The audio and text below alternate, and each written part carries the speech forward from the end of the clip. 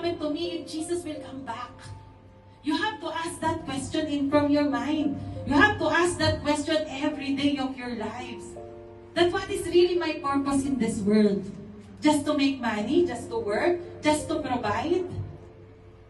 You have to see things, mga kapatid, heavenly. Not for temporary. Do not fear. He mentioned 365 times.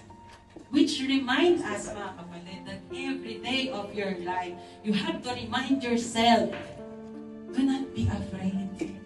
Do not be terrified. Not because life is easy, but because God is steady in our life.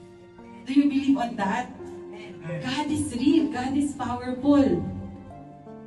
God is mightier than any storm, than any problems. Mga kapatid, you have to trust Him.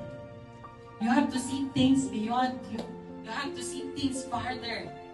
Doon sa mga nakikita natin. Ang nakikita lang ng mga mata mo. But you have to ask wisdom. For you to trust Him fully, mga kapatid. For you to understand these words, that when you read these words, you fully understand how powerful, how grateful, how true are His words, mga kapatid, sa buhay natin. The words of Jesus Christ is reminding us to be prepared, to not be afraid. Because His words are true, and it will happen. What is written will happen, mga kapatid.